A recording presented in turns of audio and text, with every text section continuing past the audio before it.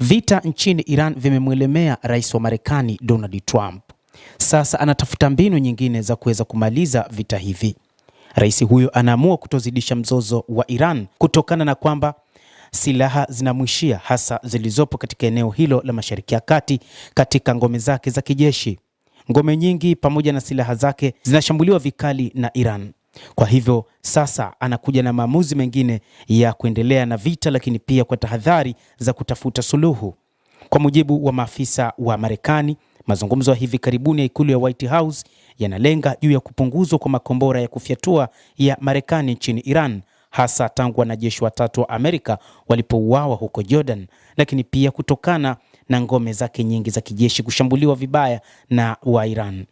Rais wa Marekani Bwana Donald Trump aliamua kutozidisha mzozo kati yake na Iran, akihofia kwamba vita vingerefushwa vinaweza kumaliza mrundikano wa vifaa vya kijeshi, maafisa waliliambia gazeti la New York Times mnamo jana Jumamosi.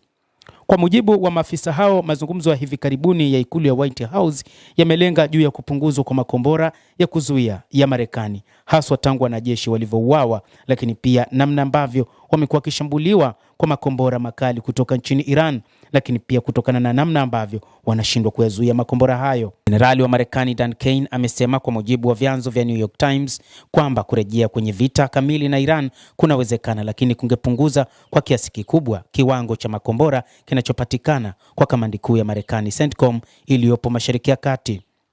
Rais wa Marekani katika mipango ya awali kwa kushirikiana na ujasusi wake aliamini kwamba pengine vita hivi vingechukua wiki mbili tu, na hata yeye mwenyewe aliwahi kutamka wazi kwamba vita na wa Iran havitachukua muda mrefu, vitachukua muda mfupi, na alisema watashinda mapema vita hivyo.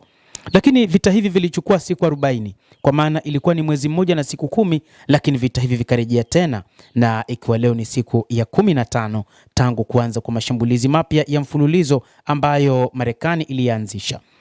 Licha ya kwamba wamekuwa wakishambulia katika maeneo nyeti ya Wairan, lakini pia Wairan walikuwa wakishambulia maeneo nyeti kabisa ya Marekani, hasa katika ngome za kijeshi za Marekani zilizopo huko Mashariki ya Kati.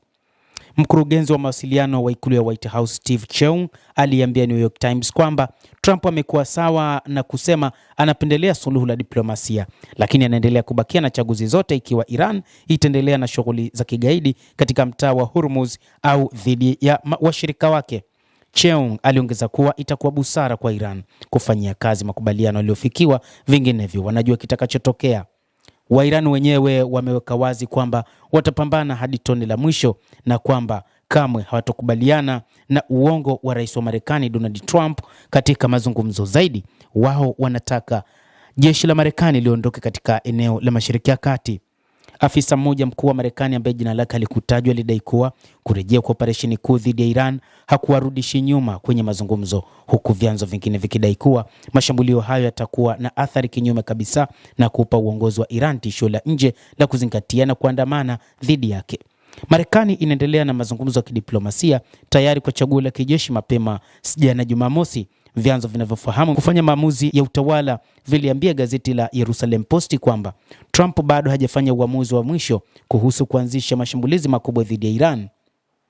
Kama rais alisema siku ya Ijumaa, Marekani inaendelea na mazungumzo ya kidiplomasia na Tehran, huku ikiweka tayari chaguo la kijeshi.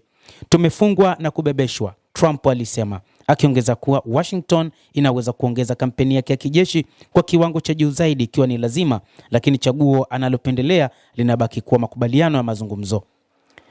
Endelea kutufuatilia mtazamaji, lakini ni kusihi usisahau kulike, usisahau kucomment, kadhalika usisahau kusubscribe channel yetu hii ili upate habari hizi kwa mapana kupitia The World News. Naitwa Adam Hussein, endelea kuwa nasi wakati wote, endelea kutufuatilia.